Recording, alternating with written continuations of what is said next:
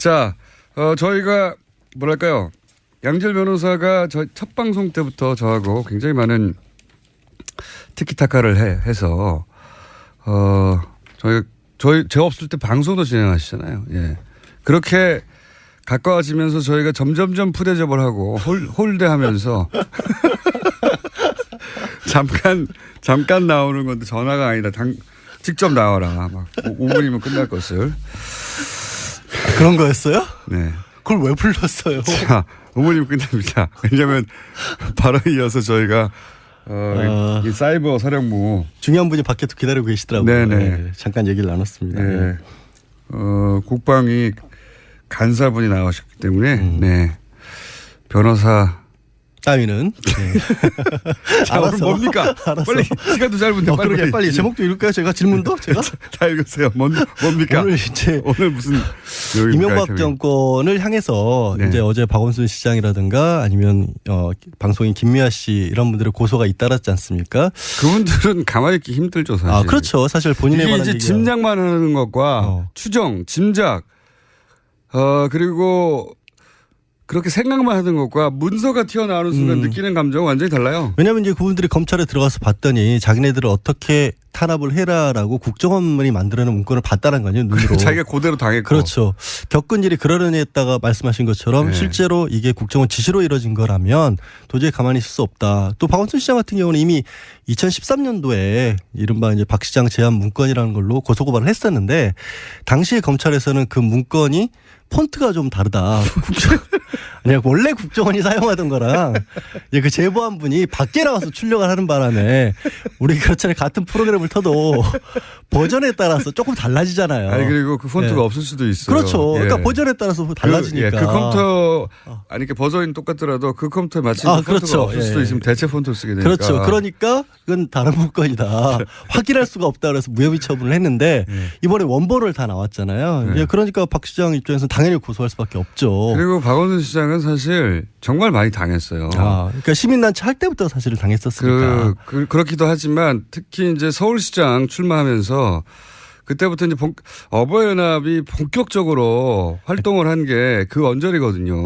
저는 정말 박 시장님 얘기를 하면 그 왜 병원에 기자들이 밖에서 기다리고 있는데 들어가서 엑스레이 사진 찍었는데 그것도 안 믿겠다고 자꾸 재검하자 그런 거 이런 것들은 정말 사람을 2번, 3번 죽이는 일이었잖아요. 국정원 원세훈 그 당시 원장이 사실은 이명박 서울시장 시절부터 쭉 정무부시장이었던 거예요. 부시장이었고 행정부 장관 했었고. 그러니까 서울시장 다음은 대통령 이런 그렇죠. 인식이 머릿속에 있다 보니까 야권의 서울시장 후보들에 대해서 집중적으로 공략을 했던 걸로 보여지고요. 문건 자체가 여권 주요 인사 야권 당시 야권이 있으니까 잠재 가능성이 있으므로 제압해야 한다는 식으로 나와 있어요. 그렇게 제압이라는 단어도 사용이고 그러면서 제일 먼저 동원됐던 게 이제 어버이연합이거든요.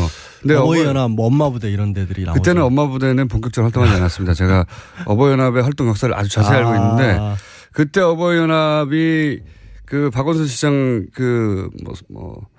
출몰하는 지역이에요. 출몰하는 지역 나타나가지고 박 시장이 무슨 범죄자에 출몰을 하게?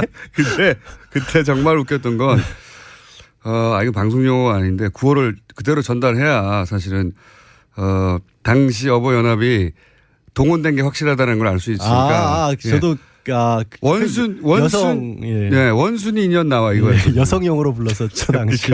박원순 시장이 남자인지 몰랐어요. 몰랐죠. 모르는 사람들이 다 나와가지고 물러가라고 하는 거예요. 박원순 시장이 남단지도 여단지도 모르는 어버이연합이었어요 그때. 사실 이제 그러니까 동원된 거죠. 엄마부대 얘기를 했던 건 왜 그랬냐면 요즘에 유명해지셨잖아요. 주옥순 엄마부대 대표. 얼마 전에 검찰 소환 조사를 받았는데 본인은 떳떳하다. 왜냐하면 돈 떼먹은 적 없다. 돈 떼먹은 적은 없다. 돈을 받은 건 맞는데. 제안을 했고 내가 제안 받은 바에 따라 다 일을 했다라는 식의 그런 진술을 했었기 때문에 돈을 받고 그런 일을 하면 안 된다는 인식이 없는 거죠. 그렇죠. 그러니까 정당한 일을 했다라고 생각을 하신 거죠. 뭐 그런 진술을 했다고 지금 알려졌습니다. 어버이연합은 그때 활동 초창기였다니까요. 제가. 박원순 서울시장이 남자인지 여자인지도 모른 채 떼거리로 몰려온 거예요, 거기에. 그래서 나오라고 막. 하여튼 이제 오늘 주제는 그건 아니고 박원순 시장은 남자분 맞습니다. 저도 몇 번 뵀는데 남자분이 확실하고요. 근데 이제 이게 이제 결국에는 향하는 게 이명박 예, 대통령을 향해서 가고 있잖아요. 그러다 박시장이 보니까 어제 이제 이명박 대통령 예. 측근 쪽에서는 이게 이제 뭡니까 정치적 보복이다. 정치적 보복이고 국정원이 근거도 없이 기밀을 누설하고 있다라는 이거는 이제 이명박 대통령이 직접 내놓은 건 아니고요. 네, 뭐 측근으로 측근의 알려진 이름을 사람들이 불러서. 언론을 향해서 주장하고 있는 건데 그럼 측근이 혼자 알아서 했을까요? 알아서 했겠죠. 지금 지금 입장 발표를 안 하고 있잖아요. 아니 왜냐하면 원세훈 전 원장이 이미 지금 유죄 판결을 받았고 그거는 공직선거법이나 정치자금법 위반 국정법 위반이니까 좀 떼낼 수 있다고 쳐요. 근데 이번에 언론 탄압이라든가 연예인 문건 같은 경우에는 피해자들이 명백하게 있잖아요. 공무원의 불법 변호사님? 행위에서 예. 평상시처럼 한 20분 시간이 되신 줄 아나 본데 예. 빨리 앞으로 5분밖에 안 남았어요. 빨리빨리 얘기했어요. 그러니까 말을 끊지 마세요 중간에.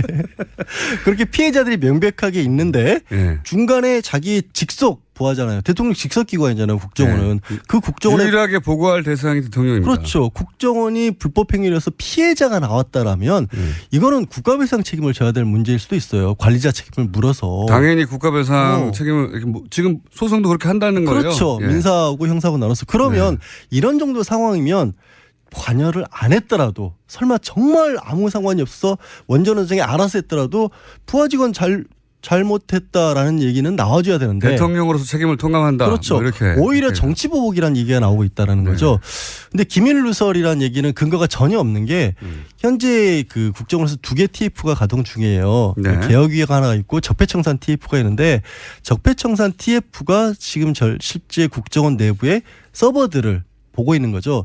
저는 이 사건도 박 전 대통령 사건이랑 많이 유사하다고 보는데 그때 당시 컴퓨터 사용했던 것들이 메인 서버에 그대로 저장돼 있다는 것을 아마 몰랐던 사람들이 좀 있는 것 같아요.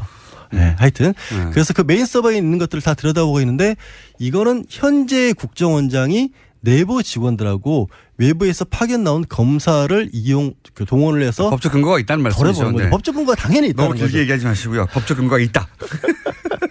그리고 오케이. 정치 보복이냐? 정치 보복이다. 정치 예. 보복이라면 없는 걸 만들어내거나 그렇죠. 있지도 않은 사실을 조작해서 뒤집어 씌울 때 뒤집어 보복은- 씌우거나 아니면 정말 콩알 많은 걸 가지고 정말 매주를 쓸 때 정치 보복이라고 하는데 지금은 있는 사실 그대로 나오고 있는 것 뿐이거든요. 여기에 대해서는 두 가지 다 그러니까 문서만 가지고 들이대고 있고 피해자들이 나와서 내가 이렇게 피해 당했다고 하는데 그 피해가 고스란히 문서에 써 있는 계획이야. 그렇죠. 계획이 실행된 결과로 그 피해자들이 나도 당했다고 나온 거거든요. 저도 이거 지금 들고 있는 게 그때 당시 KBS 추진방안 문건인데 말들이 정말 웃겨요. 음모 분쇄, 편파 방송 획체, 뭐 고강도 인적 쇄신. 그러니까 그야말로 도대체 이런 말들까지 써가면서 방송사의 연예인들에 대해서 탄압을 해야 그리고 될까 싶을 MBC 정도인데. 시사방송 없애라고 하는 거 없어질 때 우리가 저거 이제 시사방송 다 없앴다라고 결과를 가지고 말했는데 이게 틀림없이 이제 정권에 불편할 방송들을 없앤 거라고 했는데 그게 계획에 의해서 실행됐다는 그렇죠. 거 아닙니까? 그게 이제 세부 추진 방안 중에 시사 프로, 시사 매거진 PD 수첩, 편파 방송 주도를 황골 탈퇴해야 된다. 손땡땡 반드시 교체. 이런 손석기 사장. 아니 손땡땡이라고 돼 있다니까 왜 그러세요? 그거는 예. 반드시 교체 이런 식으로 돼 있단 말이에요. 언론에 배포할 때 그렇게 한 거고요. 반드시 교체 당했죠. 교체 당했잖아요. 현실로 나왔잖아요. 피해자세요 이분도. 손석기 사장님 고소고발 하십시오. 그러니까 이런 게 이제 남은 건 연결고리를 찾는 건데 원전 원장의 어떤 자백을 받아내거나 아니면 원전 원장이 청와대를 통하는 동안에 청와대 보고가 들어간 건 확실하니까 그 문건을 잡은 청와대 그 보고실 참모들. 이제 대통령 아마도 독대했을 텐데 독대 시에 문서를 들고 가서 주고 받고 하진 않았을 것 같아요. 근데 가능성이 있는 게요. 그거를 뭐 남기지는 않았을 거예요. 근데 이거는 다른 사안입니다만 지금 김관진 전 국방장관에게 보고했던 문건들 같은 내용들이 김관진 장관에게 남아있지는 않은데 누가 가서 내가 김관진 장관에게 보고했다라고 일시하고 문건 내용까지 적은 식으로 그러니까 기록이 나온 거예요. 김관진 국방장관이 대통령에 보고할 문서를 내가 들고 와서 김 장관에게 보고를 했다. 보고했고 그래서 그 문서를 들고 갔다. 뭐 이런 확인했다. 식의. 이런 식의 것들이 나온다라는 거예요. 그 간접적으로. 그런 것들이 좀 쌓인다라고 한다면 늘 얘기하다시피 가리키는 정황 화살표가 너무 많고 뚜렷하다면 피할 수 없을 수도 있죠. 확인해야 되지만. 그러면 지금 양 변호사님의 추정으로 마지막 질문인데요. 네. 이명박 전 대통령이 요 사건 관련해서 소환될 거라고 보십니까? 저는 가능성이 굉장히 높아져 가고 있다. 높아져 가고 있다. 국정원 나왔고 군이 나왔잖아요, 벌써. 일단 근데 이제 그 민사 형사를 이 피해자들이 다 걸었기 때문에 최소한 참고인 조사로라도 받아야 될 상황이 되어가곤 합니다. 그렇죠. 최소한. 예. 뭐 당사자니까 사실은 이제 고소의 당사자죠. 참고인을 불릴지 뭘로 불려올지 소환 가능성이 좀 높아지는 것 같아요. 근데 명확한 건 좀 찾긴 해야 될 거예요. 그래 어쨌든 국정원 어쨌든 전직 대통령이고 때문에 추정이나 혹은 주장만으로는 소환되지 않을 것 같고요. 좀 구체적인 문서가 나와야 소환될 것 같은데 이제 가시죠. 갈게요.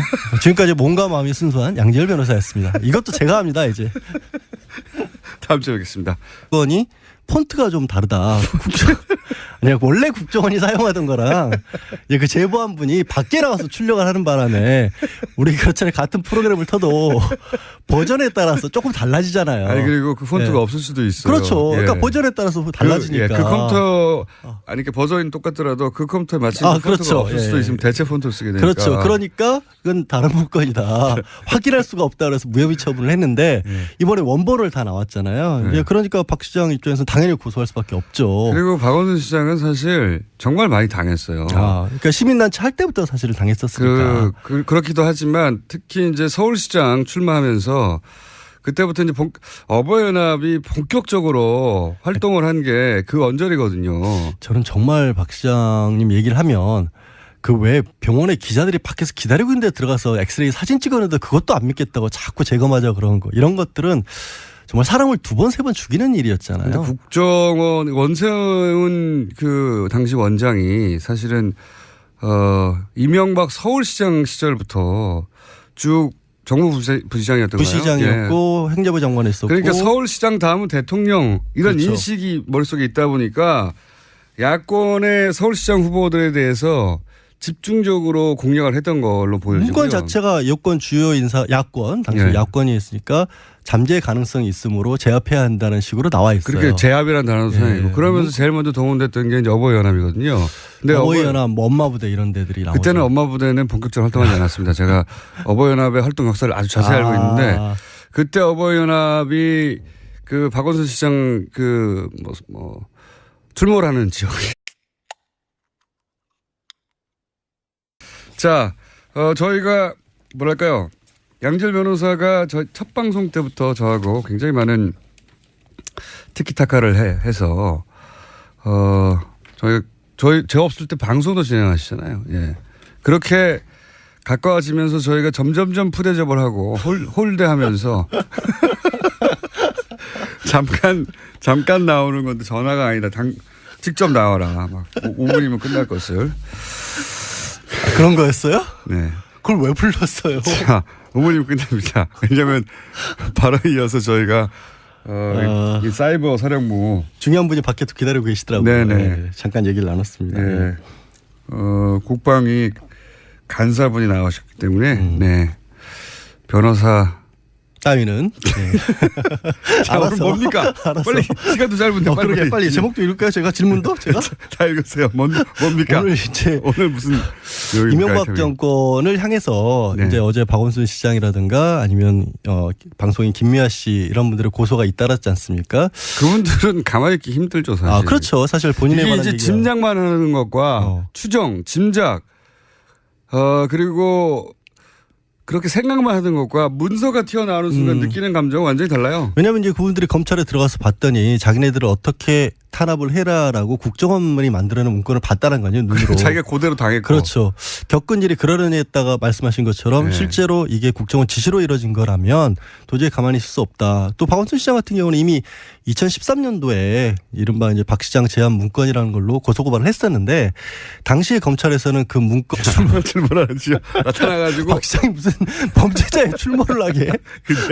그때 정말 웃겼던 건 이거 방송 용어가 아닌데 구호를 그대로 전달해야 사실은 당시 어버이연합이 동원된 게 확실하다는 걸 알 수 있으니까. 저도 원순이 인연 나와 이거예요. 여성용어로 불렀었죠 당시에.